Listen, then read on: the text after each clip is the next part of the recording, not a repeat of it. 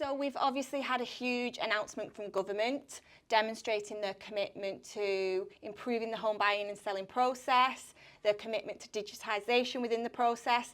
Tell me a little bit about LMS's initial reaction to that. I suppose it's a bit of about time. We weren't waiting for the government to make these reforms. We actually thought that by getting ahead of government reforms and consultation, we can start paving the way. And I think that's what's happened over the last 3 years, where private enterprises really paved the way for this consultation in the first place. So you only need to look into the 62, 63 pages that the government have released, and it's littered with practical examples of where private enterprises led the way. So really, really happy to see the government stepping in. The devil will be in the detail, along with the timelines and how they look to implement some of these things. But right now, it gives a real opportunity for us to kind of come together and bring all these different groups together, all these different ways of working into a singular, like an arrow of a spear. So can you tell us a little bit about our involvement in the MHCLG consultation so far? Yeah, absolutely. I think MHCLG obviously went to market. They started with kind of all your industry working groups, Home Buying Selling Council, Department of Business and Trade, Open Property Data Association, all those 3 and 4 letter acronyms that you thought of. So many acronyms. It's mental. We need to do a series on the acronyms, I think, to be fair. But and obviously the consultation that was released towards the end of last year. Yeah, LMS have been involved both from a consultation response, but also working through those industry groups to make sure that everything that we've learned over the last 3 years by being inside this process, by trying to learn and really connect with all those different stakeholders, understand what their needs are, has all been fed into that response. We're so aligned to that outcome of what's in that consultation. It's really, really nice to see sort of some of those thoughts that have been led by private enterprise, led by those stakeholders included in those government outcomes. And the ethos of NPTN is that it is open loop, it's all about collaboration and involvement from all the stakeholder groups within the industry. Can you tell us a little bit more about the other organisations, partnerships, acronyms, as you've mentioned, there's so many of them, the different working groups within the sector, and give us a little bit of information about how they differ, the ones that LMS are involved with, and our experience so far with the range of different working groups, not just MHCLG. I know they work in partnership with those working groups, but a bit of an insight in terms of what we're experiencing. Yeah, first of all, I think a lot of them will coalesce now. I think the government announcement or MHCLG's announcement will give people some focus in terms of what we should all be working together. And we've been waiting for that to make sure that these groups have got some slight variations in how they want to go about this, kind of now see a set of outcomes they can all work together with. So there's groups emerging like Centre for Finance, Innovation Technology, sort of CFITS, and will know. They launched the next phase of their coalition, which is designed at smart data principles, data sharing, and informing policy back into government. So taking really those outcomes from that consultation and bringing them back into a place where we can kind of create legislation and mandation at some point in the future. So you've got 4 or 5, but they're all trying to aim to do the same things. How do you bring all the different actors in the process into a centralised place to share information at the best possible time for the best outcome for the customer? And that's one thing they all had in common. I suppose before this announcement, there was a bit of a danger that these groups were fracturing off and kind of going even further, and if anything, we're maybe going to create some disharmony in terms of what that first step was. And you'd have to look too far to say, actually, what are we doing? What's the first step? Who's doing what? How do we take this step so far together? And those concepts being so huge. But I think what's happened since that release, from my point of view, and talking to people at Bold Legal Group last week, and our lender clients, is there seems to be a singular sort of point of direction now that everyone can aim towards, that North Star, so to speak. So I think we can all coalesce around that. We'll see these industry groups kind of come together, I think, under maybe a single banner or over a couple of banners, and start working towards the same thing, which is only going to help us get to that next point, that next milestone faster. You mentioned the range of different stakeholder groups, and we experienced that at LMS, estate agents, lenders, law firms, brokers, and some of the feedback is that there has been limited consultation with the right people, the right stakeholder groups, the right audiences in order to get a true and accurate representation of what's needed to push the industry forward, to improve home buying and selling for everybody involved in the process. What is your response to that? Slightly controversial, I would think, actually. I know personally from an LMS point of view, we've got to have a way to engage with as many different stakeholders as we can do, and volumes of stakeholders within each group. Where the consultation came out towards the end of last year, there's a number of different working groups. Those who feel like they haven't had the opportunity to say their piece they just decided not to say their piece. In my view, there's been plenty of opportunity for those guys to get involved and have their their two pence worth, so to speak. I think the consultation response is well reflected of each stakeholder group. I think if you look at the number of respondents, it was well over 1,000 across the different stakeholder groups. It's not a huge sample, but it's a big enough sample to get a really, really good, fair representation of the different market. But from a change point of view, change comes down to two things for me. I think if we all can agree that change in this process is inevitable, which I think we all do, then it either happens to you or with you. But if you want to be part of it, there's ample opportunity. It doesn't matter if you're a one-man band or the biggest lender in the country or the biggest law firm, you have an opportunity to influence the outcome. So these opportunities are around today. And I say the same thing to everybody every time I'm asked the question, come and get involved. There's plenty of chances to do so. The thing about the roadmap that's being set out, it's still quite broad. I think there's kind of, like I said before, there's a devil's in the detail here in terms of how we take a set of outcomes and principles and put it into practice into an industry that, thousands, hundreds of thousands of customers, millions of customers go through every year. That's a big, big process and big roadmap. And the specificity of some of those outcomes still needs to be defined. So it's not too late to get involved. It's not too late to influence that roadmap. There is plenty of opportunities to do so. There's plenty of working groups. There'll be more consultations in the future. The government has outwardly said that they need to go and consult further with the people who do this job every single day. So if you don't feel like you've been involved yet and you've seen the outcomes, it's not too late. There is opportunity to go and do so. Yeah, and this is a shameless plug around all the things that we're doing as a business, LMS, MPTN, is we have sandboxes, we have surveys that are out at the moment, engaging with law firms. So yeah, there's active opportunities. It's not shameless at all. Get involved. That's absolutely fine. So from an estate agent perspective, what does this mean for estate agents based on the announcement, based on the conversations we've had so far with that user group, with that audience? Can you give us some insight? Yeah, so there tends to be two groups of estate agencies when we talk to them about upfront information and kind of collective ways of working and data sharing. One see it as an opportunity to offer a better customer experience and kind of get better outcomes. The other ones are kind of thought we've been here before, or it's too much change in their place right now. I think what these government initiatives do is kind of really set out a timeline for the changes required. And the estate agencies arguably have the most amount of change in that whole process. There's talk about voluntary codes of conduct. There's talked about some more qualifications and apprenticeship programs that might go through the estate agency. The mandation of material information. All these things will have an operational impact on the estate agency. Now, if I was an estate agent in their shoes, and I'm not an estate agent, so I don't pretend to be an expert in it, I'd be looking at the operational cost of delivering these changes or the operational benefit of doing so, because there's no doubt those processes have to change. But can you use that to your advantage? Can you create a better customer experience? Can you reduce your cancellation rates? Can you get quicker time to exchange and completion, get paid faster? Or more importantly, does it create new revenue opportunities and new opportunities for you in your business? So I think from an estate agency point of view, there is quite a lot of grey area that still needs to be defined, because it's a voluntary code of conduct. What happens when it's not voluntary anymore? What's those timelines for these things? So if I was an estate agency, I'd be looking to engage quickly. We know material information is going to be mandated. It's very, very clear. What that means is there's people out there who provide the services already. This is not technology that needs to be built. You can go and engage with these guys now and get involved. So I would take that first step. I wouldn't wait any longer. This change is definitely coming.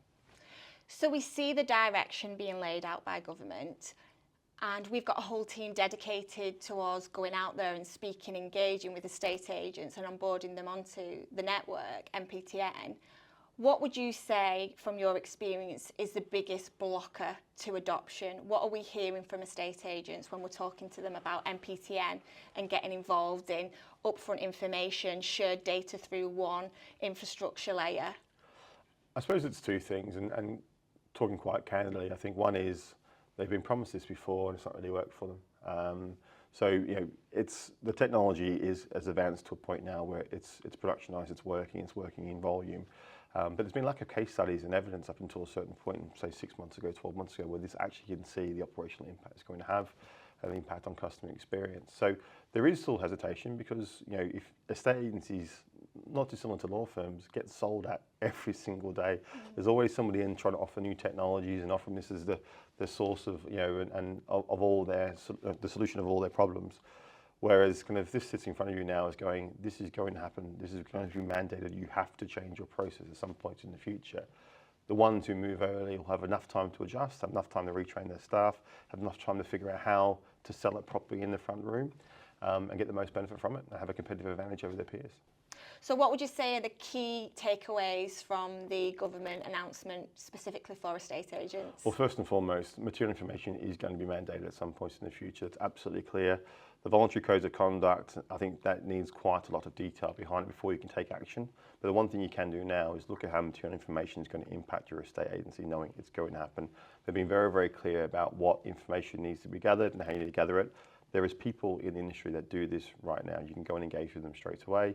You can talk to them, and NPTN can play a role in making sure that once you collect that information, it can be distributed to other actors in the process, giving you the best possible chance of being ready for when this mandation comes in. So I'm going to do something quite fun. You might not find it as fun as I do, but we're going to go through some of the recently asked questions, comments. We've obviously been talking around shared data, the role of upfront information for quite some time now with MPTN. So I want to walk through some of the most frequently asked questions. This isn't going to be fun for me. I appreciate it. Come on then. That Let's do keep it. showing up from different stakeholder groups. So the first one, is this another HIPS? Wonderful place to start. Yes, Um, I agree. No, it's not. I think there is some similarities into what HIPS tried to do. And I wasn't in the industry when HIPS was around, so I don't talk from a hugely educated place. But the point of HIPS was to gather information up front and share it to the other parties in the process. There's a cost involved for the consumer. It was mainly non-digital, and I think at the time they probably lacked some data standards and a way to transfer data securely. Amongst things like digital IDs and stuff weren't as popular back in those days, or the technology wasn't available. So the overall premise is the same. And I suppose when it comes down to the government consultation response, or comes down to MPTN or HIPS, what we're trying to do, it's not designed to be rocket science. This is all about gathering as much useful information at the start of the process as possible and ensuring that each actor in the process can get it at a time that's best suited to inform their process. Now, HIPS aim to do those things in a very, very different methodology.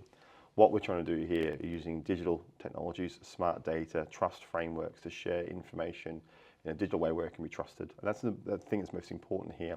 Information is available for these transactions all over the place. You can use previous transaction histories, you can use information that a consumer is kind of filled in on a survey somewhere else, but you're not going to trust the information to go and make an informed response. This is all about gathering information the right way where it can be authenticated, standardized, and then moved to each actor. That technology wasn't available back in those days. It is available now. So yes, the premise in terms of what we're trying to achieve, I think is hugely similar. The difference is the technology is moved in such a way where we now trust the information is being shared actor to actor. In terms of data standards and shared data, that moves us quite nicely into the next topic theme, which is around data sharing, data standards, and giving the different actors involved in the process the confidence in the data. Cool. NPTN exists to facilitate the movement of information. And this is really, I'm going to define here between application and infrastructure. It's really, really important here. We don't gather the data, we collect it and distribute. There's a difference here. Each actor in the process, most of them will use a third party to gather information today. To onboard the customer, they might use an onboarding platform, they might use a CRM platform, they might get someone else to outsource the protocol forms, they'll get a third party to do their ID, they'll get a third party to do their searches. None of that changes. This is about reordering of events. So the issue with the problem we've got at the moment is all those things are done quite linear, and arguably some of the things are done too late in order to inform the right decisions happening at the right time. The thing we're changing now is a lot of the information is being moved to the left of the process. It's all being ordered by the same actors and the same people you use today.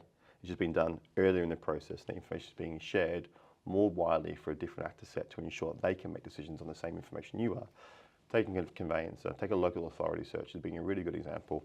We know there's data in a local authority search that a lender might use to underwrite a case, that a broker might use to place a customer with a better lender than they might be going with. But that information is not bought until the conveyancer buys it post-onboarding. So it's a third-party data set. Everyone gets it. We're still ordering a local authority search. We're just doing it in the estate agency. We're not waiting for the conveyancers to order it. So all those wait times and all those things go away. So we're not gathering new data. We're not using new vendors to go and gather it. We're just doing it earlier in a way that can be shared differently. So that myth needs to be dispelled quite quickly. We're not introducing any new data into the process. There's not new data sources coming in. It's the same data people are using today to make decisions. We're just making sure it's accessed sooner in the process and accessed by more of the people who need access to it at the right time. Another reaction to the announcement, and something that we've heard when going out with NPTN announcements too, is that the improvements, the suggested improvements around smart data, upfront information, aren't actually going to make a difference in terms of speeding the process up. What would you say to that? Nonsense. The data's there, we've proven it. We come from an informed place. So we've not just invested the time and effort, resources, and the money we have into this, not just ourselves, but all of our our partners on a whim and a prayer. The government's not just come out of consultation talking about smart data being an answer to these things without proof of data. We did the pilot in 2024, 2025. There's been numerous pilots outside what LMS has done, NPTN has done, that all talk about that smart data being shared, the removal of duplication in the process does have a positive impact on the customer. But even taking all those things aside, if we remove all that data and all that proof points we've already got, then we've got the customer experience. And the customer experience can't be underestimated in this. We now have more digitally native customers entering the space for the first time. We have people expecting a digital process. People want to move their home from their mobile phone. We're not set up for that. So if nothing else, we need to move in line with our customer expectations. So even if from my point of view, even if it didn't speed up transactions, we will still be doing something on this to make sure we're meeting customers' needs. Because right now we're not doing either of those two things. But from my genuine point of view, the data is very, very clear. We've been on this journey before. We've looked at all the information. We know why it works. And simply down to removes duplication. It gives early access to information. It creates better decisioning principles. Things like lead times for local authority searches or onboarding, all those things go away just by reordering the process. So there's a misconception that we are changing the home buying and selling process. We're changing conveyancing or taking things away from them. None of those things are happening. This is just purely a reordering of events. That's the first step. Step number 2 is then having smart data standards as a way of sharing that information. But it's still the same data, it's still the same process. We're just doing it once, and we're doing it at the best possible time. There's no way that doesn't speed up, and the data is pretty clear. We get a lot of questions around cost. Who's going to cover the cost of upfront information gathering? Who does that responsibility sit with in terms of the different user groups? And how do we communicate that to the customer? Yeah, no, it's a fair question. I think the material information costs are likely to sit with the vendor, I would think, in the first instance. But really, that's the only new cost we're adding into the process here. So as I sort of said before, this isn't us adding additional data sets or doing things differently or trying to kind of consume data in a different way. This is the same stuff that's being consumed today. Right now, the buyer pays for searches. There's an ID check done 3 or 4 times throughout the journey, maybe even 5 times, depending on what data you look at. What we're talking about here is those same processes taking place. So the same data is being ordered, sometimes only being once rather than 4 or 5 times, which is a cost saving to all parties into it. Not great things if you're a vendor of those services. They're going to have to figure that bit out for themselves. But the only real new cost in the process is the cost of delivering material information. Now, a lot of estate agencies at the moment do have costs for onboarding. They already charge customers for onboarding throughout the journey, whether it be an ID, an AML check, or to gather some basic information. My gut feel says this is going to be an extension of that. But realistically, that's the only real cost we're adding into the process in terms of consumables for a vendor or for a buyer. In your view, is now a good opportunity for stakeholders to review their cost models, estate agents, law firms? How are they what's their commercial model and how they're positioning that to customers? Look, you should be reviewing your cost models and your commercial models to your customers all the time. I'm certainly not going to sit here and talk about the cost to a consumer in an estate agency or for a law firm. I'd be chastised for doing so and talking about what they should be charging. But I sit in a commercial role.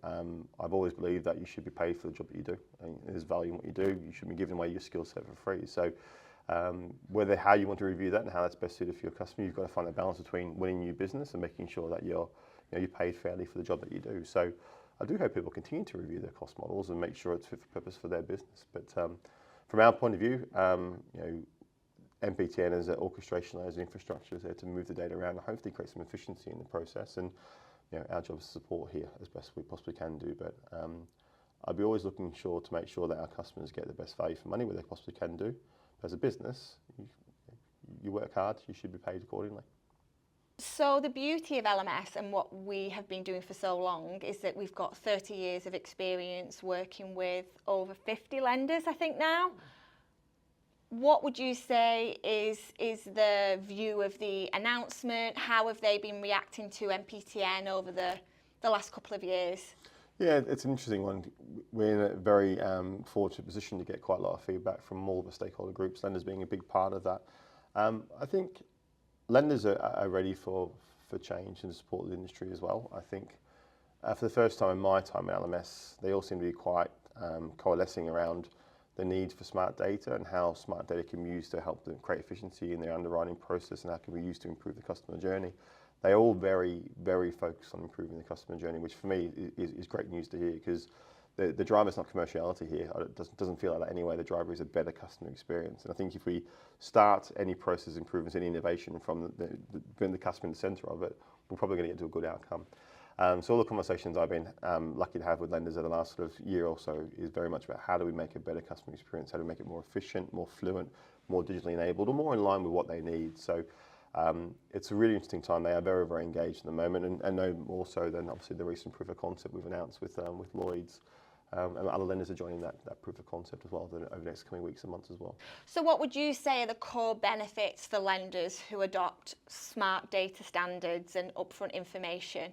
So if you think about the way the process works today, obviously I think over 90% of customers come through a broker these days is only sort of a small amount of direct lending. You know, information is available to a lender at the point where the customer's with a broker or going through that initial process. If you can imagine a world where you kind of have three pots of information. You have your is the customer who they say they are, so your ID, AML journey. There's affordability, financial question for the customer, and there's property information. I think right now the affordability and the who I am is kind of really, really well defined. I think lenders kind of wait till quite late in the process to do some in-depth property stuff, which is kind of why we see late stage cancellations. So if you can imagine a world where all three of those pots of data is available as a customer is entering the process to try and buy a property, how much more informed would the customer be? How much more informed would the lender be? And more importantly, from those brokers, how much more informed would they be about making sure they chose the right product for the customer? That's only going to have a positive impact on cancellation rates and overall speed time. So I think where I'm really excited is about if I can get lots of that property information really to the left up front, allow brokers and lenders to make decisions on that information about the property as well as the person at the point where they're sourcing a mortgage, that becomes really exciting and creates quite a lot of opportunity for everybody. So when it comes to law firms, as LMS, we've worked with law firms for over 30 years from a panel management perspective. We work with over circa 4,000 law firms within the industry. What would you say are the key takeaways from law firms when engaging with them around smart data, upfront information, and the adoption of this new way of working? Yeah, it's an interesting one. It's quite a diverse group because you've obviously got your large kind of panel and automated conveyancers, and you've got really small and kind of one-man bands really, and they've all got different needs. And rightly or wrongly, when you talk to conveyancers, a lot of the risk in the process sits with the conveyancer. And a lot of what they do every day is not just about kind of the legal aspect of the work. It's about mitigating risk for the transaction for the other actors in it as well. So when you come to smart data and consuming data from third-party sources, there's a level of risk that comes along with that, and we need to convince conveyancers that the data that we're going to give them those guys and the data we want them to consume is fit for purpose, which is kind of why NPTN is being built, not as a kind of one-shot-fits-all, or here's all your data, you've got to take it. There's nothing mandatory about what we're doing in NPTN. All we're doing is gathering information for them. We're telling you where that information's come from, and we're making it available to them. And it's actually up to the conveyancers to sort of decide which information they want to consume. But I think when it comes down to it, smart data is gone past the concept and the innovation stage. Smart data has been used in other parts of the world, not just in property, but even in the UK, in different parts of it. It works, it makes sense. And the trust frameworks that's behind it have been matured now. And we're really encouraging law firms to kind of understand more about it and learn more about where it's appropriate for them. But I'm not underestimating the task of working with that diverse range of law firms and making sure they feel comfortable what they're doing. If law firms don't adopt this and don't want to work this way, or they find it difficult, or we make it too hard for them, then we really will struggle to get kind of a change. So I really want to work with law firms. I really want to hear with them about some of the pitfalls and possibilities and where they see risk. And our job is to mitigate that risk where we possibly can do. But the more feedback we get, and we've had a lot of feedback from law firms as part of the initial NPTN launch that we've got, I want more of that. I want to make sure we are continually looking to support them. Over the last 10 years or so, when I've been at LMS, I've been 7 or 8 years now, I feel like we've come a long way in gaining trust with that law firm community by listening and by building products and services that that best support them. NPTN is no different. It's just another product, it's another service that they can consume if they want to, and we will make that adoption curve as simple and easy as possible. One of the key values of NPTN is an open loop network. Some criticism is around closed loops and users not being able to use their preferred suppliers. Can you give us some more information around that in terms of the feedback and engagement on that topic? I think, honestly, what people are seeing is the first steps of NPTN. So if you're launching any kind of new infrastructure or network, you choose key customers to prove your concepts. So I think this direct feedback was probably in relation to the latest kind of proof of concept launch we did with Lloyds and Connells. But we've got to start somewhere. But this is not defined by Lloyds and Connells. NPTN is an infrastructure, and it is designed to be absolutely open loop, as long as data standards are met. And this is the really, really important point.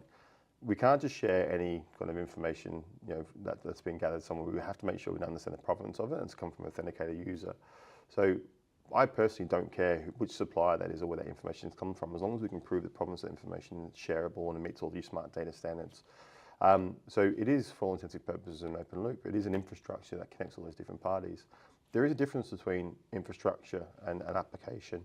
And yes, they're kind of technical words, and I feel quite nice that I know these things now after working in this environment for a while. But NPTN is not application. It's not designed to sit in front of your customer or take a journey away. It's designed to gather information and work with your third-party suppliers who already gather this information today. Our job is to gather that information in a centralized point, apply data standards to it and the provenance that everyone needs to be able to reuse that information, and ensure each actor gets a copy of the information that's most relevant to them. So we're not the ones physically out there kind of gathering it. So in terms of supplier choice, then we encourage as many suppliers as possible to join NPTN. This only works, any infrastructure, not just NPTN, any infrastructure that's designed to share smart data only works when there's enough volume going through it. Now, whether that's one set of infrastructure or networks, or there's two or three that all talk to each other, we need to figure out how that's going to work in the future. But one thing's for sure is it doesn't work unless everybody's kind of plugging in and working in a similar way. This is why that kind of the feedback from MHCLG and their consultation is so important. It talks about data standards. Now, the data standard is the thing that will drive what we're trying to do forward. NPTN will work with whatever data standard comes out of government and whatever data standard we work within. But in all intents and purposes, it is designed to be 100% open loop. The only thing we ask for is those data standards that we all agree upon, when that does happen, are met so we can share data effectively. And the quality of that information that's being shared will underpin that success or failure in any infrastructure, whether it be NPTN or anything else. So we have to be very protective over that point. So as long as any supplier meets that standard, whatever that standard turns out to be, and they're accredited to work in their network, we are absolutely open loop 100%. So let's talk a little bit more about the recent launch between LMS, Connells and Lloyds Banking Group, alongside our other partners. Mm-hmm. Give us a bit of an insight into how that come about. Yeah, so in 2024, September, we launched our first proof of concept that was well publicised with Connells Group, or Peter Allen Estate Agency. We started off bringing a material information provider removally into a estate agent, and was very focused on taking that information from the estate agency and moving it to the law firm. This kind of next launch is around bringing more actors into the process. So I think we learned some really wonderful stuff from that estate agency to law firm journey. But actually, what happens when you bring in a broker and a lender into that journey as well, and you start gathering more information? And it was the next real phase of NPTN's development, which is the more actors that are involved in the singular process, then the more ability we've got to share information and seeing what the outcomes may be. So this proof of concept with Lloyds and our other partners is designed at bringing more actors into the process and sharing information more readily, and seeing what impact that has on their internal processes, particularly from a lender point of view. Looking at how information around the property and stuff that I mentioned earlier can be used to inform decision making. And if we can get to a point where we can make early decisions based on information about the property, it's a really good thing for efficiency in the process. Talking about different iterations and launching new ways of working, can you give us a bit of an insight into next stages of NPTN and any further iterations that we've got planned? Yeah, so I mean, NPTN's still in its infancy really. We obviously launched the productionized version of the infrastructure earlier this year, and I would call that version 1.1 for all intents and purposes. One thing's for sure, it needs to iterate over a period of time, and even going back to the consultation release from the government on Friday, there'll be things in that we look at NPTN and going, right, we need to kind of either change direction or improve that part of the process to make sure it's fit for purpose. But we're actually being really reactive to feedback right now. So we've got a lot of users using the platform and transacting through it. And every day how can we make this better? How can we release more value here? What happens if we bring this actor into the process? So those feedback loops are really, really open at the moment, and we're taking that information into our product teams. They're distilling what that means in terms of value release, and we're bringing it into our roadmap. But one thing is for sure, I think our lender customers have been far more engaged than we probably thought during this part of our development. So we're really focused on looking at how we can support them from a property data point of view. Obviously, we've got the launch of things like CFITs, which is Centre for Financial Innovation Technology, who are really focused on property IDs and property packs and authenticated networks. So there's quite a lot of things happening in the industry. So our roadmap will be linked to the industry outcomes. So this is very much not about what LMS want to happen next. This is about us making sure that NPTN is fit for purpose in the industry moving forward. It's a very political answer. Thanks. However, I want to highlight some of the you mentioned key parts of the process to improve. And one part of the process that is having a lot of focus at the moment is ID QES. We see a lot of siloed parts of the process that are being highlighted as a key part to improve, and a lot of resource and time being dedicated to them from HMLR, for example. So what would you say from LMS's perspective is on our agenda to focus on and engage with law firms, lenders, estate agents on moving forward? Yeah, if I'm being really, really honest about it, LMS are involved in quite a lot of different working groups across industry, across different initiatives, whether it be the Bank of England Synchronisation Task Force, whether it be CFIT or the OPDA or the Home Buying Selling Council or DPMSG, MHCLG, any of those kind of guys. LMS are kind of trying to be involved as many as possibly can be, because we want to make sure we support properly. So you mentioned things like ID QES. So LMS will be launching an ID QES product with one of our partners later this year. We'll launch it into our e-mortgage proposition to begin with before releasing it out into our purchase and kind of core props. And the reason being is that's a clear and obvious efficiency in the process when you think about what QS is designed to do. But also it's moving along with the technology in the market. So we're getting to a point where digital ID and digital wallets becoming more mainstream. That technology has moved on in such a way where people feel confident consuming that information from third parties and resharing it. So, and maybe my answer was political before, but actually these things are changing so regularly at the moment. To have a fixed roadmap for 12 months is lunacy. We have to be far more agile than that. So we are thinking, 3 months in advance and making sure our roadmaps are very, very tight and giving our ability to adapt for the needs of our customers from the market, from government announcements, or things that happen through working groups. So it's not designed to be political, it's designed to be fluid, and that's really, really important right now. If you get fixed down a route for too long here, you will fall behind and make the wrong decision. You have to be agile, so we are definitely working that way. But saying that, we are spending a lot of time and resource working across all those different industry groups to make sure we stay informed and make sure that we make the right decisions for our product team. So what would be your piece of advice that you would give to an estate agent, a law firm, a lender that's witnessing these announcements and wondering where to go next? First of all, I would say put pressure on your suppliers. There's no doubt that change is apparent. You see all the motivation behind not just smart data, but you mentioned ID, QES before. There's digital wallets. All these things are happening in our industry, and a lot of these things will come to fruition in the very, very near future. Make sure your business is set up for success. Make sure you understand the roadmap of your suppliers. You're putting pressure on them to make sure they remain current and compliant in everything they do. And I'll be asking lots of questions.